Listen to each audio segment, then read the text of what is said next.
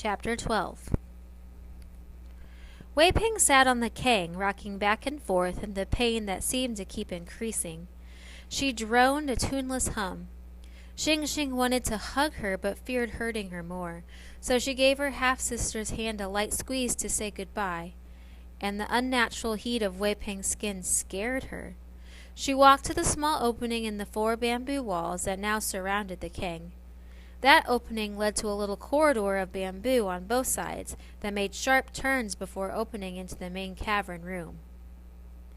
Only the day before, under stepmother's guidance, Master Tang's slave boy and Xing Xing had built the square screen around the kang and that little crooked corridor.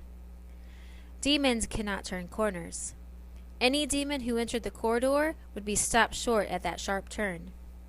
Wei Ping was safe, so long as she stayed at the kang. She had even slept there the night before, and would sleep there for the foreseeable future. Her bed was not empty, however. In the center was a plate of fatty pork. Demons were greedy, and once they got busy eating, they'd forget all about their original prey. For good measure here and there around the cave, stepmother had placed boxes with crickets and hard-shelled beetles that glowed in the dark, all of which she had ordered Xing Xing to catch for her. Demons loved to play with such things. Xing Xing was glad for all of stepmother's precautions, for she wanted Wei Ping to be safe in her absence. She picked up the sack of green jujube dates. It was heavy, but not so heavy as to slow her down terribly. Stepmother had been careful in that regard. "The Lang Zong, or doctor, will leave the neighboring village soon," said stepmother, "so you must hurry. If he has already gone by the time you get there, follow him to the village beyond." Xing Xing had never gone beyond the neighboring village. "How will I know the way?" "Ask, lazy one," barked stepmother, and then she seemed to relent a little. Her face softened.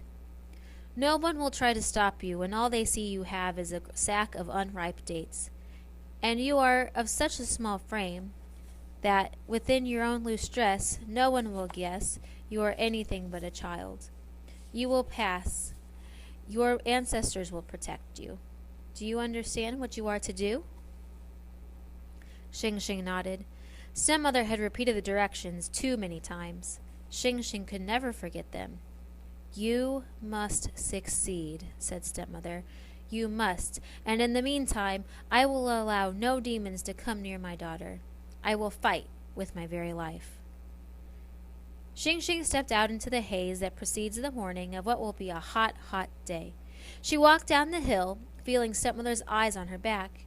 When she was sure that she was out of sight, she took off the sack and hid it in some bushes, and then snuck back to the spring-fed pool. "Beautiful fish," she called. The fish came to the surface of the water, as she had done every morning and every evening since Xing Xing had returned her to the pool. Usually Xing Xing offered the fish a bit of her meal, which she would lovingly save, but now she had nothing. And in fact, she didn't even have a piece of fruit for her own future meal. Stepmother had wanted her to go empty-handed, hoping that hunger would spur her to do an errand as quickly as she could. "I'm going to the neighboring village," said Xing Xing. "I wish I could explain to you, so you wouldn't wonder where I was." The day before, when she had visited Father's grave, she had made the same announcement. That hadn't been so worrisome, though, since Father's spirit understood everything. Her brow furrowed, but then she smiled. "At least you won't be hungry, that's obvious. Look how much larger you've grown already. This pool must be full of good fish food." Indeed, the fish was as long as Xing Xing's arm. "I bet I'll miss you more than you miss me. Don't forget me, please. I'll return to you, I promise." Xing Xing scurried back to the bushes and picked up the sack of dates. "Mother," she sang out, "come with me and stay with me." She followed the road along the river valley toward the neighboring village. She passed a furniture maker and his 2 slave boys tapping a lacquer tree in the pre-dawn light.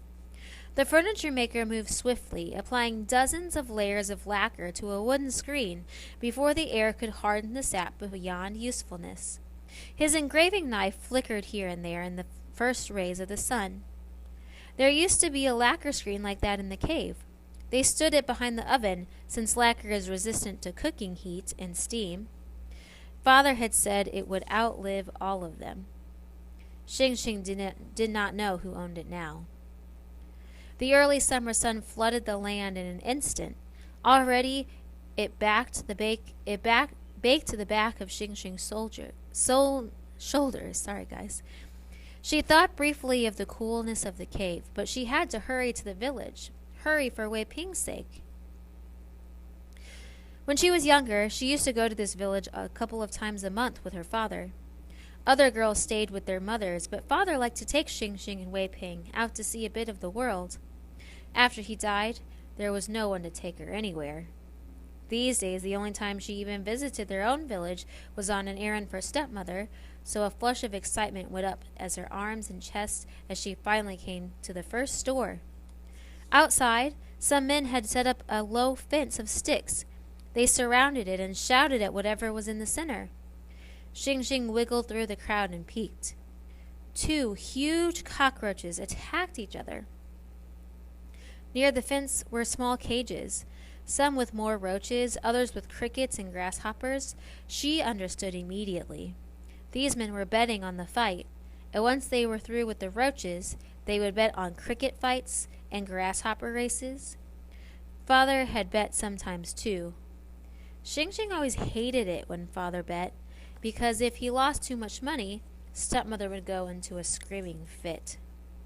Any extra money should have been saved for Wei Ping's dowry, after all.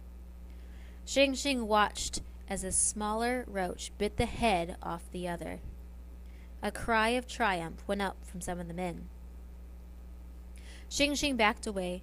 She went into the store where folds of material for making clothing were arranged on tables everywhere.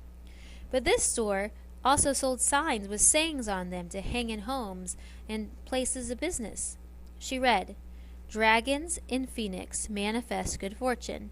Marriage celebrations arrive at the house."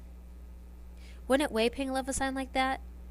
She read, "Business flourishing as far as the 4 seas. Riches in abundance reaching the 4 rivers." Xing Xing wished she had the money to buy that one and bring it home to read to stepmother. Stepmother would love it. She approached the shopkeeper with optimism. To her utter dismay, she learned that the Lang Zong, the wandering doctor, true to his name, had already wandered off to a town downriver, a much larger town than this village, to offer his medicinal services. That town was a half a day's walk away for a full-grown man. Poor stepmother would have to fight the demons alone for longer than either she or Xing Xing had anticipated.